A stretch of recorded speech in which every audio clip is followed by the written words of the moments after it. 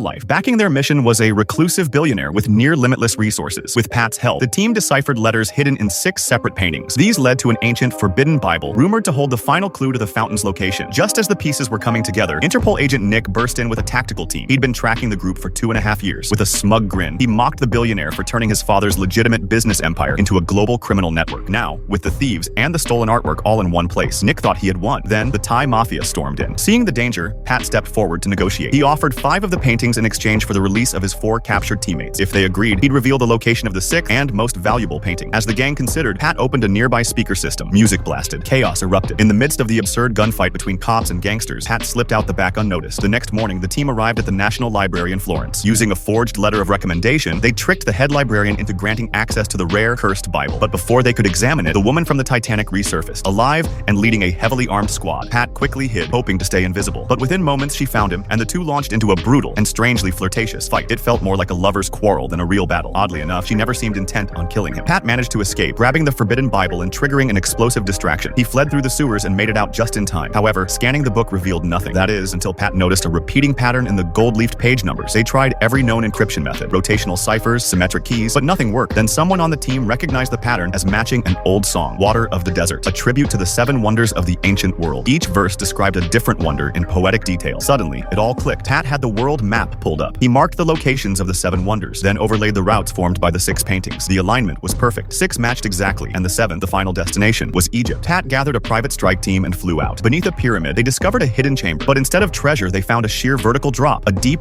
dark abyss. If the fountain existed, it had to be down there. But how to descend? Pat spotted a strange symbol on the floor. Turning it triggered a skylight above. As sunlight poured in, mechanisms hidden in the walls activated. One by one, blocks extended outward, forming a spiral staircase down the cliff face. At the bottom, they found a massive cavern. A single beam of light illuminated a shallow pool, barely enough to call it a spring. Could this really be the fabled fountain? As they approached, an inscription stopped them in their tracks. Skeptical but intrigued, one teammate urged Pat to take a sip, but Pat hesitated. Nightmarish visions flashed through his mind, warning him of the fountain's true cost. Claire, watching carefully, realized the team had been misled. Their backer wasn't ill. He didn't want the fountain for healing. He wanted power. Pat's refusal sparked panic. The man turned on him and fired. As Pat fell, he let go of the spring water without a second thought. But as the bullets hit him, something unbelievable happened. His wounds began healing instantly. The man's greed turned to obsession. He stepped into the water, sliced his palm, and drank. At that moment, Claire appeared. The team's scientist warned, if someone with evil intent drank the water, a hidden key would be needed. The moment the man consumed it, his body began to twist and convulse. The true curse of the fountain revealed itself. It didn't grant eternal life freely. It fed on the life of the one you loved most, and for him, that was himself. The power consumed him from within, transforming him into a monster, trapped in an endless loop of death and rebirth. Claire used the hidden key to seal the chamber, but the stone staircase was already disappearing. Pat rallied the others to escape. At the last moment, Claire saved him from falling into the abyss. Together, they reached the surface just in time.